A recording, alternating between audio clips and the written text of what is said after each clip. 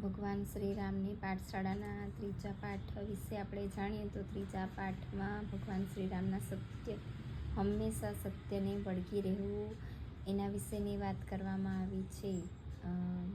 જ્યારે રામ ભગવાનને ગાદી પર બેસાડવાના હોય છે અને એ જ સમયે કૈકેયી માતાના 2 વચન દ્વારા જ્યારે એમને વનવાસનું કહેવામાં આવે છે તો શ્રી રામ બિલકુલ પણ એક પણ પ્રશ્ન કર્યા વગર તરત જ પિતાની આજ્ઞાને માનવા માટે તૈયાર થઈ જાય છે. લક્ષ્મણ અને માતા કૌશલ્યા પણ એકવાર એવો વિચાર કરે છે કે આપણે યુદ્ધ કરીને તમારા માટે રાજગાદી માંગવી જોઈએ, પરંતુ ભગવાન શ્રી રામ કહે છે કે મારા માટે મારા પિતાજીની આજ્ઞા એ સર્વોપરી છે.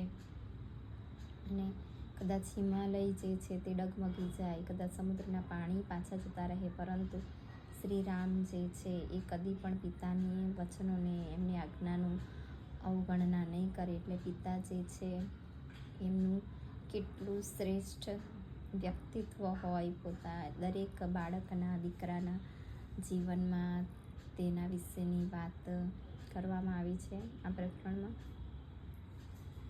શ્રી રામ ભગવાનને જ્યારે કહેવામાં આવે છે તો એક પણ સેકન્ડ તેઓ વિચાર નથી કરતા કે મને કેમ ગાદી પર નહીં બેસાડવાના, કે મારા માટે મેં શું કર્યું, કેવા કોઈ પણ પ્રશ્ન નથી આવતા.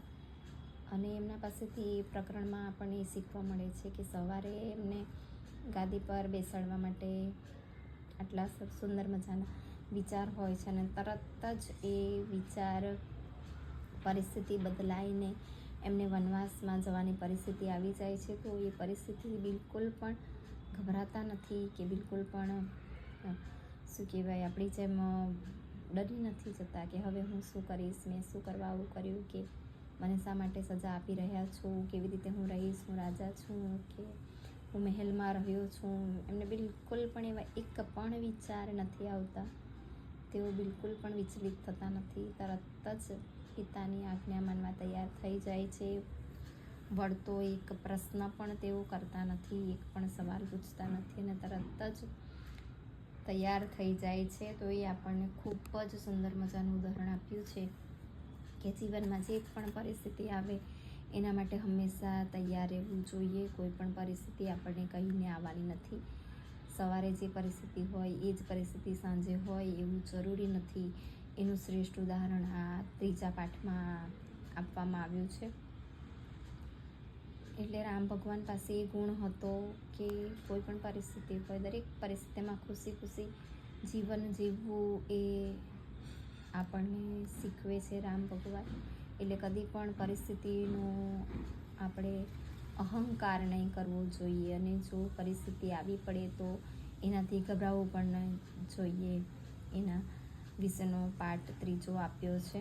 ખૂબ સુંદર મજાનો પાઠ આપ્યો છે. નાનો જ પાઠ છે પણ એમાં બધું જ વણી લેવામાં આવ્યું છે. તો આ પાઠમાં આપણને એ શીખવા મળે છે કે દરેક પરિસ્થિતિમાં શાંત રહેવું, શાંતિથી વિચાર કરવું. અને એમાં પ્રેરણાત્મક વિચારો પણ આપ્યા છે. જેમાં લખ્યું છે કે જે વિદ્વાનો હોય છે એ વ્યક્તિ કદી પણ પરિસ્થિતિથી વિચલિત નહીં થઈ જાય, ગભરાઈ નહીં જાય, એનાથી પાછળ ન પડે, શાંત રહે, ધીરજ રાખે. એ રામ ભગવાનના આ પાઠમાંથી આપણને શીખવા મળે છે. રામ ભગવાન જે પિતાની આજ્ઞાનું પાલન કરવા માટે જે શબ્દ વાપરે છે તે આપણે ચંદ્રથી તેની પ્રભા અલગ થઈ જાય, હિમાલયનો હિમ પરિત્યાગ કરી સમુદ્ર અથવા પોતાની સીમાઓનું ઉલ્લંઘન કરી નાખીએ, પરંતુ હું પિતાની આજ્ઞાને નહીં તોડું. આ શ્રી રામના શબ્દો છે. એમના પિતા પ્રત્યેની એમની ભક્તિ દર્શાવે છે. સત્યનો વળગી રહેવું, સત્ય કેટલું પણ કઠણ હોય, કડવું હોય, પરંતુ એનાથી કદી પીછેહટ ન કરવી એ શ્રી રામે આ એમના વ્યક્તિત્વ પરથી આપણને જોવા મળ્યું છે, જાણવા મળ્યું છે.